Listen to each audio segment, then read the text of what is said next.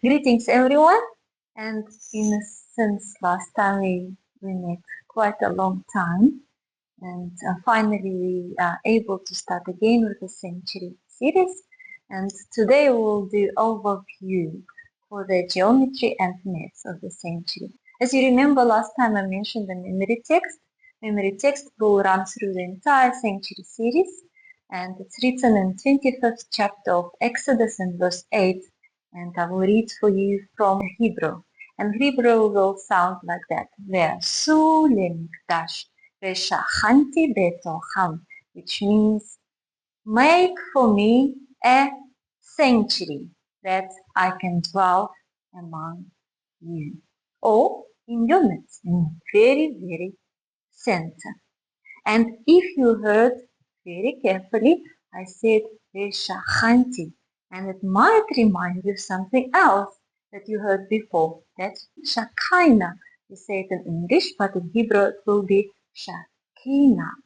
And that word, Veshakanti, to dwell among you, has a root of 3 Hebrew letters, and it's Shin, Kaf, and Nun. And in modern Hebrew, we have many words that correlate to that root. First of all, neighbor, Shchen, neighbor, and neighborhood, Shchonot. And then the word, of course, to dwell, to neighbor, or to reside will be Shaken. So remember what Jesus said, that he can dwell among you. Or where 2 or 3 gathered together, he will be among you. And this is the same translation from that verse. He is neighboring us. He is in the middle of our neighborhood. That's what his desire is for us, to be in the midst of us, in the very center. Betaham means not just nearby. It means to be in the very center, in center of our congregation. That memory verse will run through the entire Century series. And when God said so to Moses, Israelites took it literally, and they made a sanctuary, or we call it tabernacle. I also took it literally. I also made a sanctuary. And my model is 1:11, where a little priest, a doll, can be a measuring tape. And remember the cubit? The length from the middle finger to the elbow will be cubit. So that priest, it's actually Levi. Levi is not a priest because priest will have a decoration on his belt. So Levi is a measuring tape for entire tabernacle. Remember, as I explained before, 5 cubits for the board, and we have 10 cubits for the height of every board. So, and then we have 1.5 cubits, the width of the boards, and everything connected with that figurine.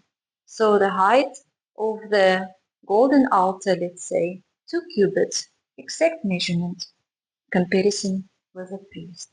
Today we'll just look at the math and our overall geometry. Remember how long is the sanctuary length? That's right, 30 cubits. What is the width of the tabernacle? Correct, 10. So this is 30, this is 10, and how many boards we have together? On the one side, 20. You can count them one by one. 20, I took 7 out that you can look inside, and 6 that side, and the 7th tiny one, we call it twin, coming that side. 6 boards in the middle, and the twin boards, a very specific one that compile the corner of the sanctuary. We'll talk about twins. There's lots of twins in tabernacle. First of all, the corner boards, twins. We have on a cover of the Ark of the Covenant. You see those twins? Everything is in symmetrical order. What is that? Correct. Menorah. What is menorah? Correct. It's a tree. Tree that has a stem in the middle and it has 3 branches on each side. And as you see, it's symmetrical order. Table of showbread. Vertical symmetry. So everything in tabernacle has something that hides itself and it's not very obvious. And I wish you can go with me through entire series, discovering in every video more and more about every item of the sanctuary. How many vessels together in a sanctuary? 6, 8, 7, correct? 7. Let's count all of them. We'll start with the most holy place. What is the vessel inside the most holy place? Ark of the Covenant. Correct. Ark of the Covenant is the vessel, and particular translation of each vessel because it has something inside. What is Ark of Covenant holds inside? What do you think? Correct. It's 10 Commandments. This is our covenant with God. Ark of the Covenant is the vessel, and content of the vessel is 10 Commandments.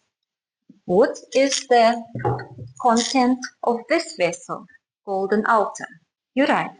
This is the special mix of the herbs and the fragrances. It's a smoke. This is content. What is the content of this vessel? Golden item. Fully golden item. Content of this vessel is not the fire, but the oil.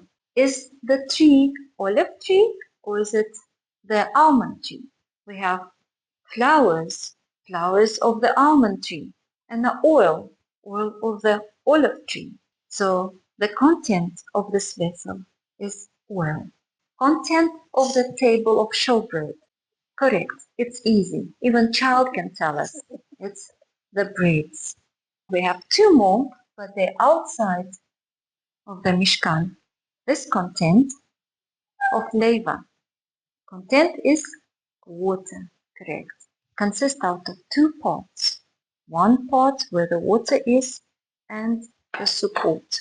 Content of the brazen altar. Altar of sacrifice. No, it's not sheep and goats, not bulls, it's the fire. It's a fiery object, the big drying place. The fire is content of that vessel.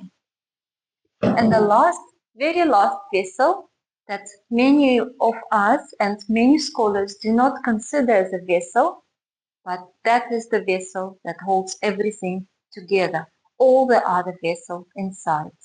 At least 4 of them.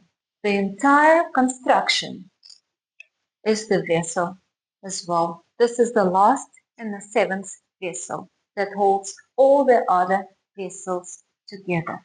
And if we talk of the centers, 2 centers, the center where the pillar of fire at night will stand and the clouds and the Shekinah will be over that, over the Ark of the Covenant. And another center where another cloud from the smoke and fire will go.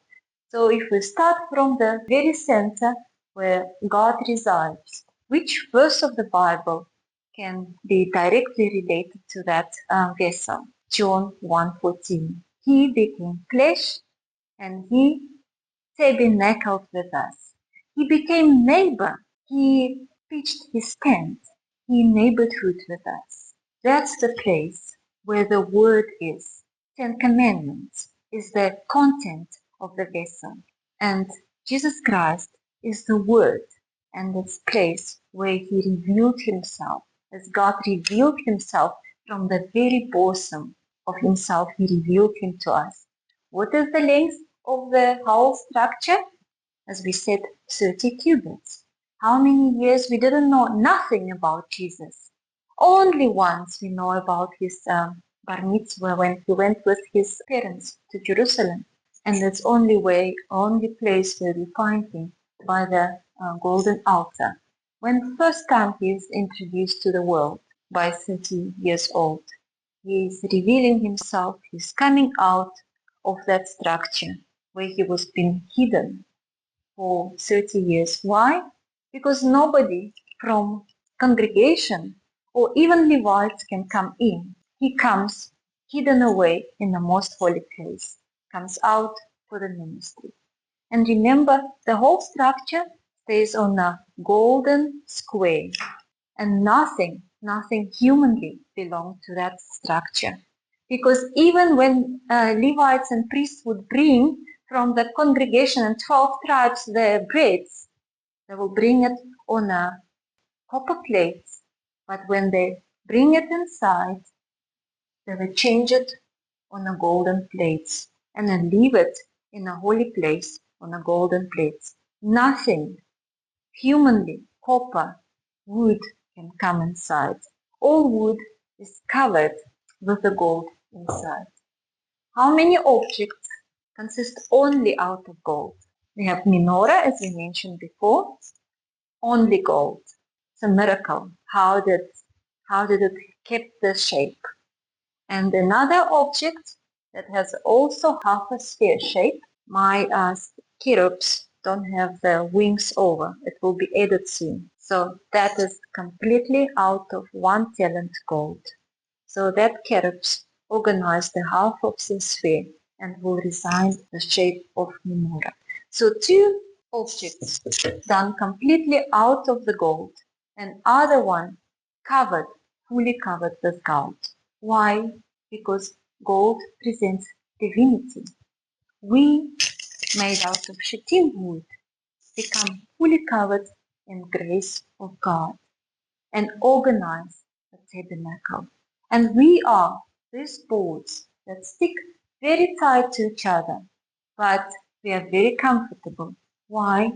Because the width of the board 1.5 cubit, and this is the width where you comfortably can fit.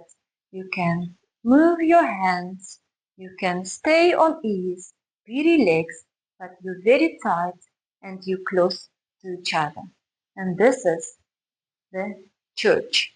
We know we are the church or tabernacle where God can dwell among us. Why? We have the width 30 cubits.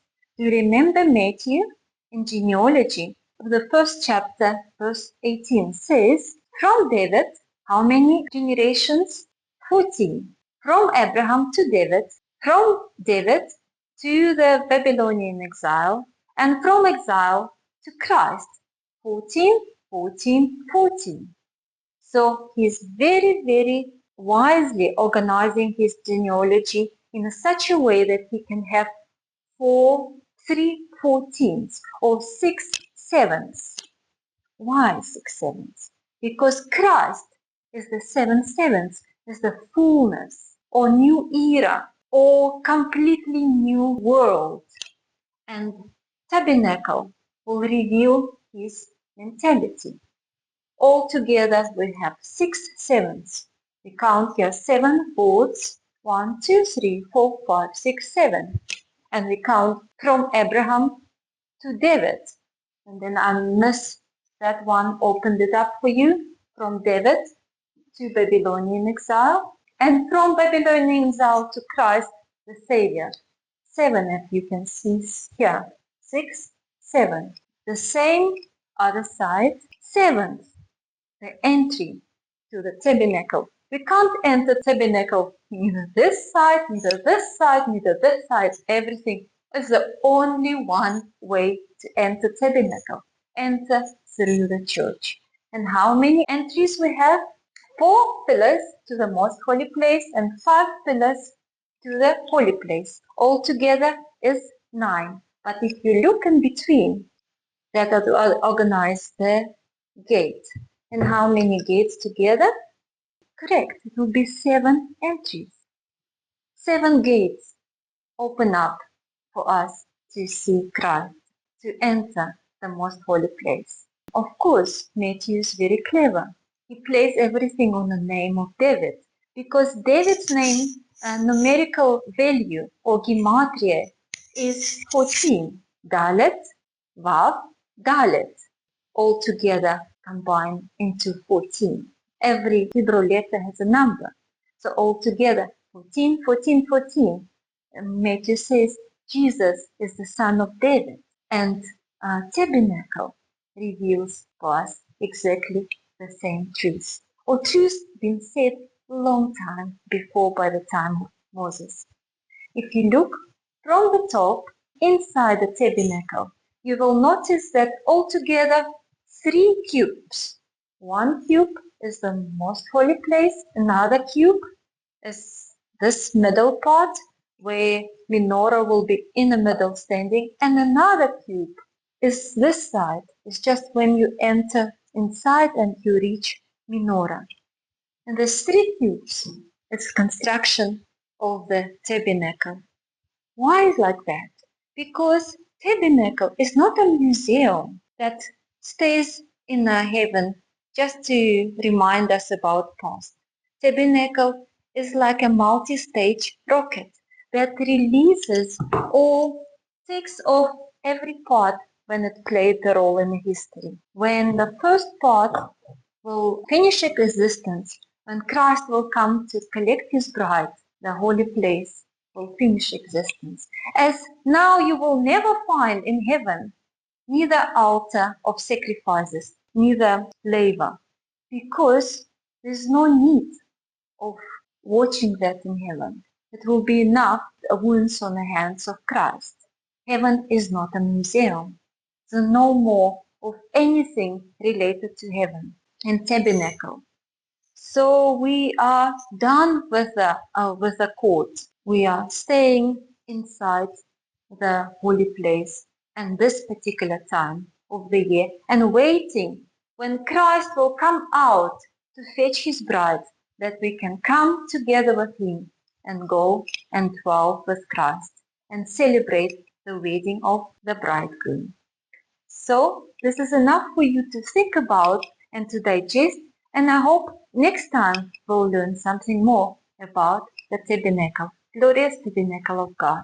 May God bless you.